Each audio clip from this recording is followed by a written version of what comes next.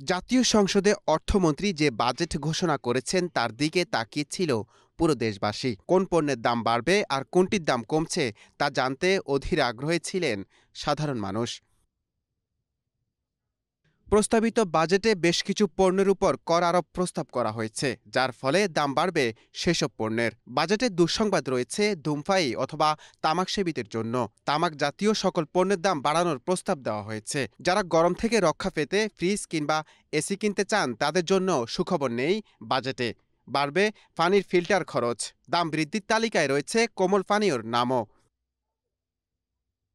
খরচ বাড়বে মোবাইল ফোনে কথা বলা ও ইন্টারনেট ব্যবহারকারীদের ক্ষেত্রেও। সেই সাথে বাড়বে মোবাইল ফোনের সিমের দামও। এছাড়া বাজেটে সকল ধরনের বিলাসী পণ্যের দাম বাড়ানোর প্রস্তাব করা হয়েছে। শৌখিন মানুষদের ঘর সাজাতে গুনতে হবে বাড়তি টাকা। যারা গাড়ি সিএনজি বা এলপিজিতে রূপান্তর করতে চান তাদের খরচও বাড়বে। এছাড়াও দাম বাড়ানোর প্রস্তাব করা হয়েছে বৈদ্যুতিক বাল্ব সহ আরও ৩০টি পণ্যর।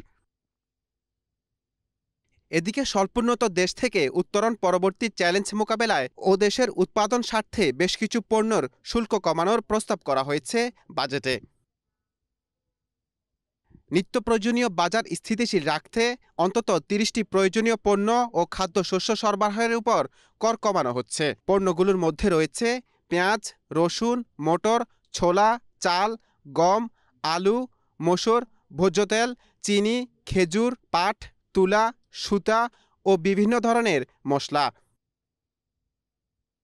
দাম কমানোর তালিকায় আরও রয়েছে প্যাকেটজাত গুঁড়া দুধ, বিদেশি চকলেট, নির্মাণ সামগ্রী, ইলেকট্রিক মোটর, ল্যাপটপ আর dengue kit, kidney dialysis filter ও ক্যান্সার চিকিৎসার খরচও কমছে। এছাড়া ২০৪০ সালের মধ্যে স্মার্ট বাংলাদেশ বিনির্মাণের লক্ষ্যে প্রযুক্তি কেন্দ্রিক স্মার্ট ব্যবসায়ীদের করমুক্ত সুবিধা দেওয়া হবে। প্রতিবারের মতো এবারও বেড়েছে অনেক পণ্যের দাম।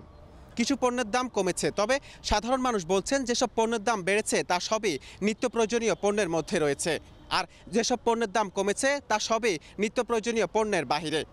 এতে করে সংসার চালাতে হিমশিম খেতে হবে সাধারণ মানুষকে। নূর মোহাম্মদ ভূঁইয়া, এশিয়ান টেলিভিশন, ঢাকা।